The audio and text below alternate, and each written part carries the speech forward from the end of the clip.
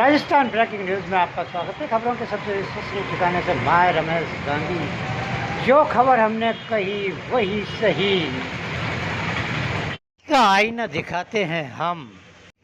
बिहार के राज्यपाल आरिफ मोहम्मद खान से विशेष साक्षात्कार लेते हुए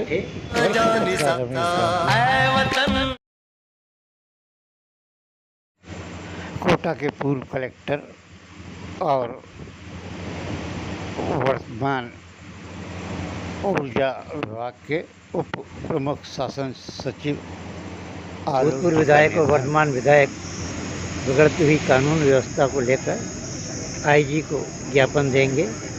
संभाग के सभी विधायक आईजी कार्यालय पर इकट्ठे हो गए हैं।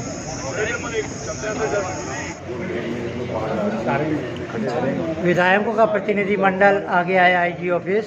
चंद मिनटों में मिलेंगे सारे भूतपूर्व और वर्तमान विधायक आईजी साहब से और ज्ञापन देंगे। कांग्रेस के विधायक 4:15 पर पहुंचे आईजी कार्यालय और प्रतीक्षालय में रणनीति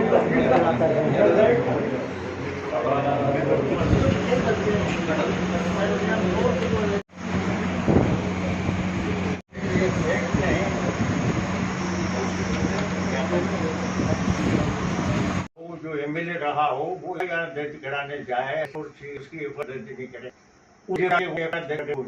उसका इन्वेस्टिगेशन भी कुछ वैसा का वैसा अगर जी बैठा गया इन्वेस्टिगेशन जिस आदमी ने वो लिखा उसका होना चाहिए।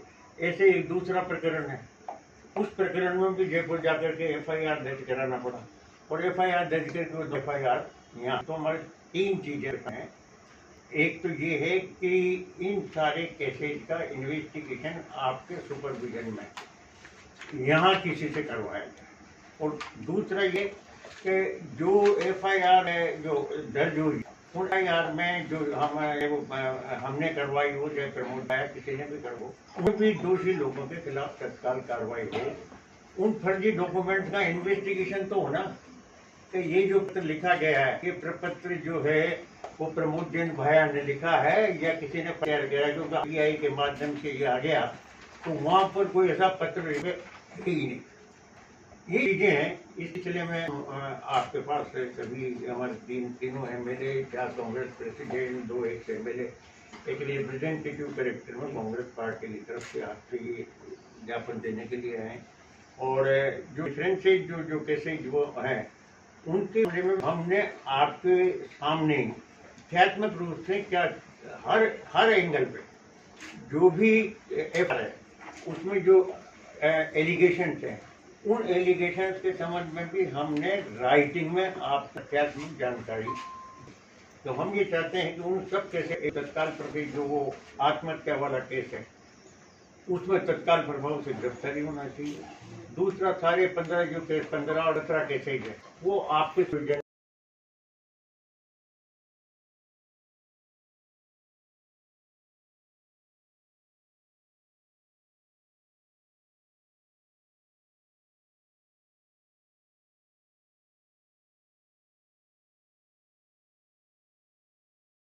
तो मैं गया तो नहीं था लेकिन जो बातें तय हुई थी मेरी सहमति से आपकी सहमति कलेक्टर साहब थे आपकी सहमति से हम मौजूद थे उससे मैं इनकार नहीं कर रहा हूँ, बिल्कुल सहमति हुई थी हर पॉइंट पे आपसे चर्चा की उन्होंने। नहीं वो तो है ना जिस मुकदमा हवाला दे रहे हैं वो मुकदमा जिस दिन हुआ था वो दर्ज होने के तुरंत मेरे ऑफिस में जो एडिशनल विजिलेंस है उनको ट्रांसफर कर दिया। उसकी तफ्तीश 12 में हो भी नहीं सकती थी, कराई भी नहीं बात से, तो उसकी तफ्तीश हमारा एडिशनल इसके साथ कर रहे हैं। तो काफ़ी हद तक तो कंप्लीट कर ली इन्वेस्टिगेशन उन्होंने, कुछ भी बाकी होगी तो कर लेंगे जल्दी से और जो भी बनेगा उसमें न्याय सही करेगा। बाकी जो मुकदमे हैं ये मैंने फाइल पहले भी मंगा के देखी है और इसको मैं फिर से एक एक्सपर्ट के साथ और ये मैं कहता हूँ निष्पक्ष कार्रवाई। तो आपके सुपर मतलब वहाँ कोई न्याय मिलने की कोई संभावना नहीं, 0% भी नहीं है। इसलिए हम ये चाहते हैं कि सब केसेज को आपके सुपर से बाहर करा लीजिए किसी से आपके अंदर जो आपको उचित लगे वो देखता हूँ मैं क्या हो सकता है। एक कैबिनेट मंत्री रही हो 2 बार, उस आदमी के खिलाफ हथियारों का मुकदमा दर्ज हो रहा है। અત્યારે उसके बाद से लेके आज तक तो कोई कार्रवाई नहीं हुई ना? नहीं दिसंबर से लेकर के तो आज तक कार्रवाई नहीं हुई, ये बिल्कुल सच है। लेकिन अब जो परिस्थितियां वहाँ दिखने को जो हमको दृष्टिगत हो रही है, में जो हमको महसूस हुआ वो जो दृष्टिगत हो रही है, और जिस किस्म के प्रेशराइजेशन और जिस किस्म की जो परिस्थितियां वहाँ बन रही है, उन परिस्थितियों से हमारे दिमाग में ये बात रहती है कि जब सारा इन्वेस्टिगेशन आपके पास न होगा, जब तक वहाँ कोई भी ऐसी अप्रिय घटना वो कर सकते हैं, ऐसे हमारे मन में आधारों के आधार पर, विश्वास के आधार पर, परिस्थितियों के आधार पर हमारे मन में ये पूरा दृढ़ विश्वास है कि वो हमारे साथ इस प्रकार की दुर्व्यवहार कर सकते हैं। नहीं मैं देखता हूँ। और एक ये तो ये हो गया सर, एक दूसरा मैं एक निवेदन और कर दूँ। सब पुलिस को इस जो ये बजरी माफिया है, इनकी जो टीम कोटा से चल रही है, पहले भी एक डाबी के पास, नहीं बजरी माफिया तो उधर बूंदी साइड में नहीं है। मेरी बात मैं बताता हूँ आपको। पहले भी एक टीम ढाबी में हाईवे पर 20 और 25 आदमी लपेटों की पूरा बैरिकेड लगाकर आने जाने वालों को मार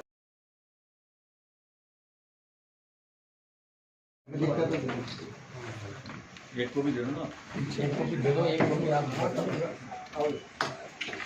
हाँ।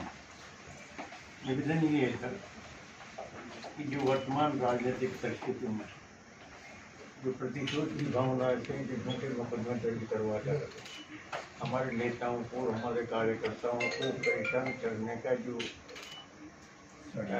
एक द्रुत गति से जो अभियान चलाया जा रहा है, उसमें हम ये चाहते हैं कि निष्पक्ष न्याय मिले।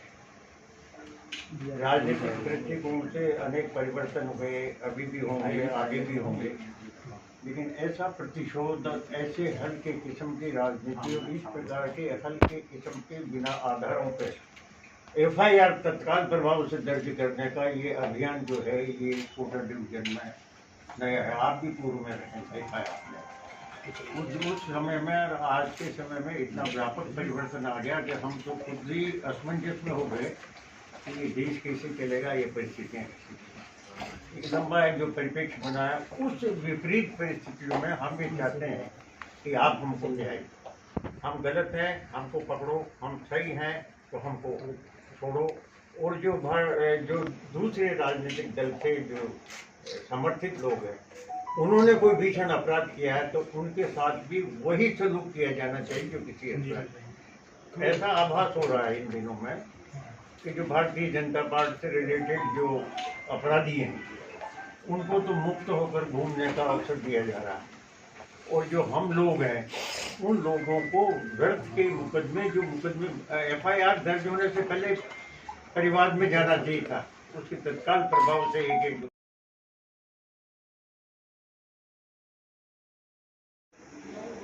जय मेरा बाप के टिप्टी कब्जे करवा के आ जा रहे, जब पुलिस की गाड़ी भेज गए थे वो माफियाओं से 2-3 दिन पहले भी आपने टिप्टी को भटका रहा था, आगे रह के गाड़ी भेज के टिप्टी करवा दी। सारोला में सरेआम सट्टे चल रहे हैं, और सट्टे चल रहे हैं। कोई भी किसान अपने खेत पर लेविंग कर रहा JCB से, खुद के खेत में तो पुलिस उसको पकड़ लेती है। अवैध मिट्टी के ट्रक चल रहे हैं, उनको कोई नहीं पकड़ता। बड़ी स्थिति खराब है साहब पूरी विधानसभा की नहीं, पूरे जिले की बात कर रहा हूँ मैं आपसे। मैं